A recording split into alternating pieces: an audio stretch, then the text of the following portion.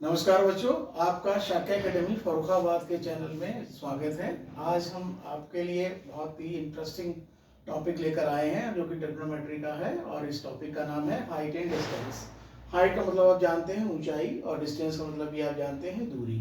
लेकिन यहाँ हाइट और डिस्टेंस किन किन की हाइट या किन किन की दूरी की बात करेंगे।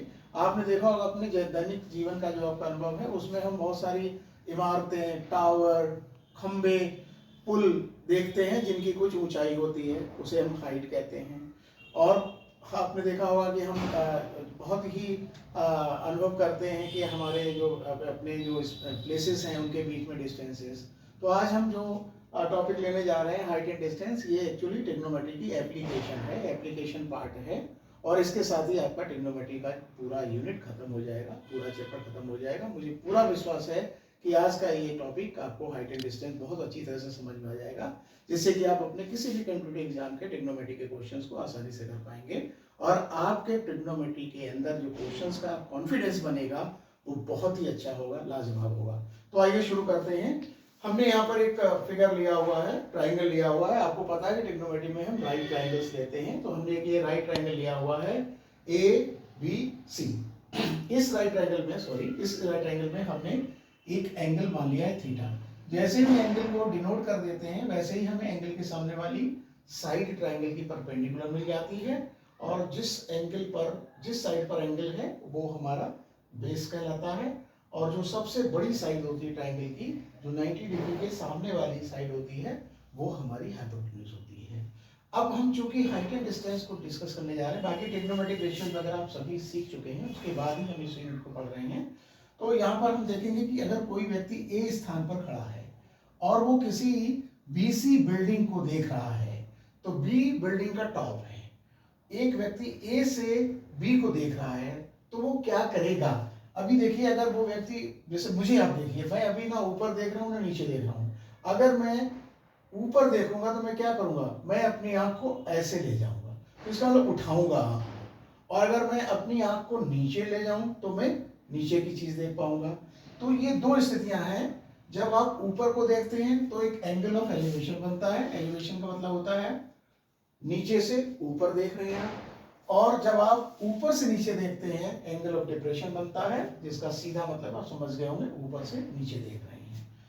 पहले हम एंगल ऑफ एलिवेशन की बात करते हैं बेटा। एंगल ऑफ एलिवेशन हम देखते हैं कि कोई व्यक्ति ए पर है, वो अपने से ऊंची चीज को देख रहा है। इससे अगर ऊंची कोई चीज होगी तो ऐसी जाएगी, मान लीजिए वो यहाँ गई, कहीं भी हो सकती है, उसके सामने कोई चीज ऊंची होगी उसको वो देखेगा। मान लेते हैं वो बी पॉइंट को देखता है, जो कि बीसी एक बिल्डिंग का टॉप है, बी पॉइंट उसको देखता है। तो यहाँ पर एंगल ऑफ एलिवेशन बन जाएगा। एंगल ऑफ एलिवेशन हमने थीटा से डिनोट किया है। अब इस ट्राइंगल के अंदर जहां एंगल ऑफ एलिवेशन दिया हुआ है, हमसे कुछ भी पूछा जा सकता है। ये पूछा जा सकता है, बताइए बीसी की हाइट क्या है, यानी कि बी पॉइंट की हाइट क्या है। या हमसे पूछा जा सकता है कि सी पॉइंट की ए से डिस्टेंस बताइए। तो जब ये दो चीजों की बात करें तो एक साइड वो देंगे। अगर वो हाइट पूछ रहे हैं तो बेस दे देंगे, और अगर बेस पूछ रहे हैं तो हाइट दे देंगे। कुछ क्वेश्चंस ऐसे भी हो सकते हैं जो कि बहुत कम संभावना है, लेकिन होने की गुंजाइश तो है ही है, कि मान लीजिए ये दे दिया, तो जो दो साइड की बात करेंगे उसका आप ट्रिग्नोमेट्रिक रेशियो पूछ लेंगे। इस एग्जांपल हम ले लेते हैं कि वो हमें हाइट निकालने के लिए कह रहे हैं, यानी कि बीसी की हाइट, बीसी एक बिल्डिंग, उसकी हाइट बताइए। और ये इन्होंने दे रखा है, मान लीजिए ये दे रखा है 30 मीटर है, सपोज करिए ये 30 मीटर है। तो हम क्या करेंगे, इन दो का कोई ऐसा ट्रिग्नोमेट्रिक रेशियो सोचेंगे जिसमें परपेंडिकुलर है और बेस है। ऐसा आपको ट्रिग्नोमेट्रिक रेशियो मिलता है tan थीटा।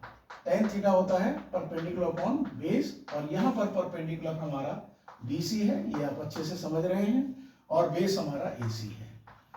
अब जब हमें रेशियो मिल गया तो यहाँ पर बेटा एंगल की वैल्यू जरूर देंगे। वो एंगल की वैल्यू मान लीजिए उन्होंने दी है 30 डिग्री, सपोज करिए, तो हम थीटा की जगह 30 डिग्री रख देंगे, tan 30 डिग्री।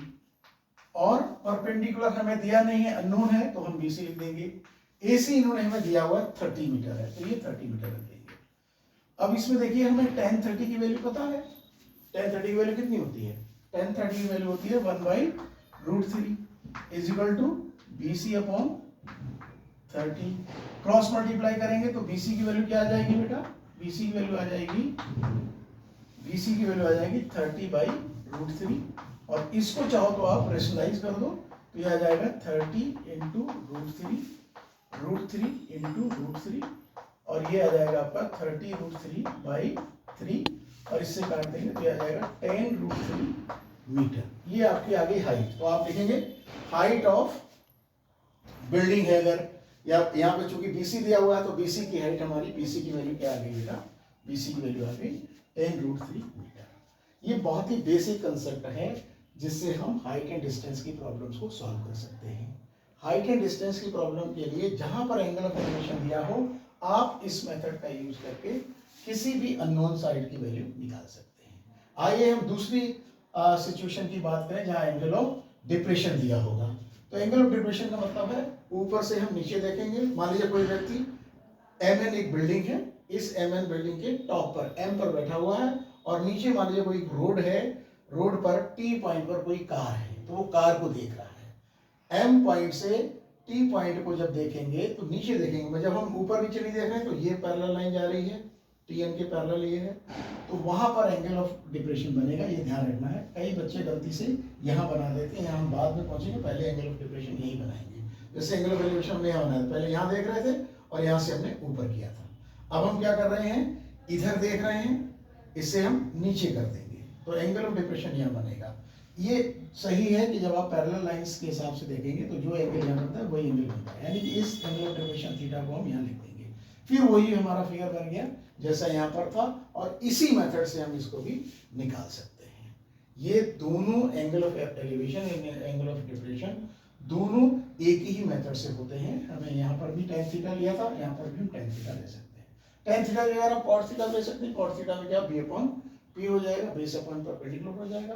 तो उस ट्रिग्नोमेट्रिक रेशियो को हम लेंगे जिसमें हमारी जो दो साइड्स हैं जिनके बारे में हम बात कर रहे हैं, जिनमें एक दिया होगा और एक पता करना होगा, उसको हम लेंगे और उस ट्रिग्नोमेट्रिक रेशियो का एप्लीकेशन करके हम जो भी हमारी अननोन चीज है उसको हम निकाल लेंगे।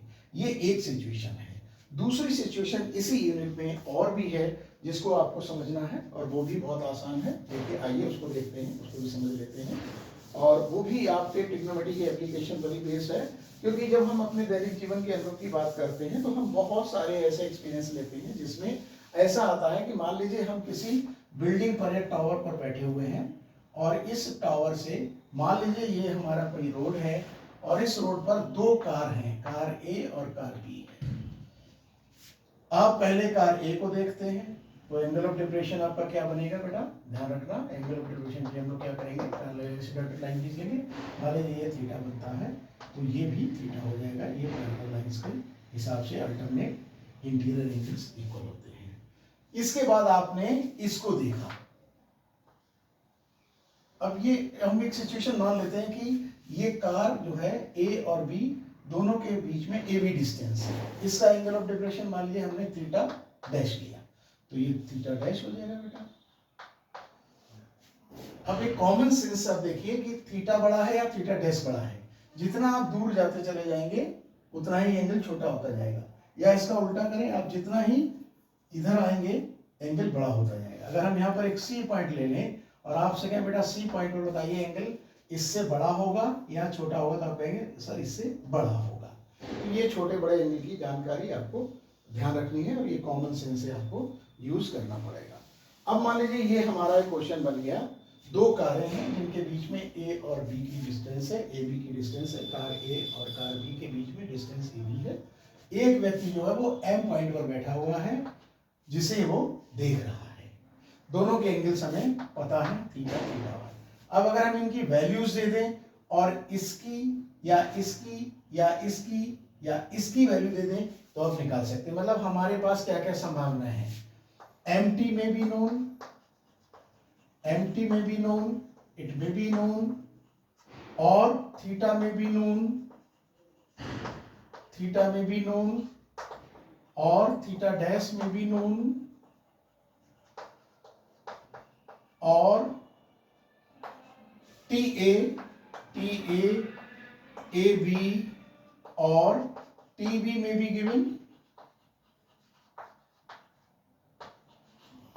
whatever information you have in your question, you can mention that very clearly in your figure, and thereafter you can proceed to calculate whatever is required.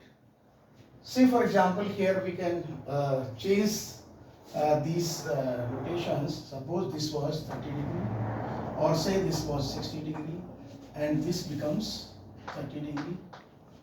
Okay, and this is, say for example, 30 meter. Again we can say, find the value of AB. What is AB? Find AB. AB means distance between car A and car B. Suppose this is our question. Let us see the question very clearly. There is a situation given to us in our question that there are two cars which are at a distance of TA. Car A is at a distance of TA from point T, and car B is at a distance of TB from point T. If the height of the tower from where the two cars are watched, if this is known, find the value of AB, which is the distance between two cars A and B. Okay, so we will have the trigonometric ratio which involves the given sides. Suppose in triangle, let us see the triangle. Which triangle we are taking? We are taking MTA. In this triangle, if we say tan 60 degree is equal to MT upon, this is our perpendicular and this is our base TA. Okay, if MT is given, and value of tan 30 is root 3, MT is 30 minute, or 30 meter, and TA. So from this equation we can get the value of TA. TA will be equal to 30 by root 3. Okay, this TA will come here and root 3 will go there, and this after rationalizing we will get tan root 3 meter. This you know, in the previous discussion we have seen that this value comes equal to tan root 3 meter. So this now we have calculated tan root 3 meter. Similarly, in triangle, if we take in triangle MTB, again we can put tan 30, here angle is 30 degree, tan 30 will be equal to MT upon, this is base TB, tan 30 is 1 by root 3, MT is 30 and TB is unknown. From this we get TB is equal to, or TB is equal to 30 root 3 meter.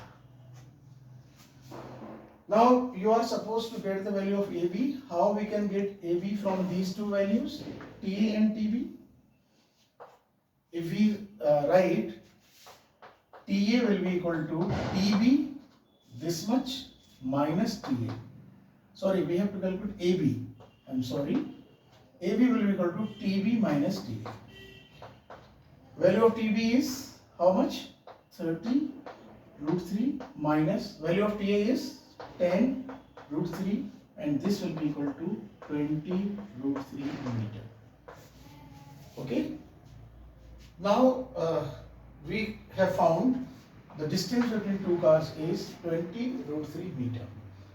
The same question may be given, some value is given, suppose AB is given, then you have to proceed the same steps. Here MT was given, suppose TA is given, or TB is given. Any of these three things may be given, and you are asked to calculate the remaining unknown things. One more situation is possible here. Suppose there is a man here sitting at point A, and he looks at a building which is having a flag staff also. This is flag, and this P point is the top of the building, and K is the top of the flag.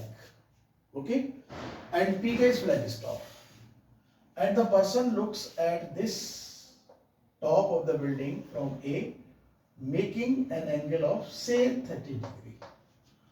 He again looks at the top of the flagstaff, which is K, and let us say this angle is 60 degree. You may be asked to calculate distance of point A from M, that is the base of the building, bottom of the building, or the height of the building, PM. You may be asked to calculate height of the building, PM, or you may be asked to calculate the height of the flagstaff, which is PK or KB. Okay?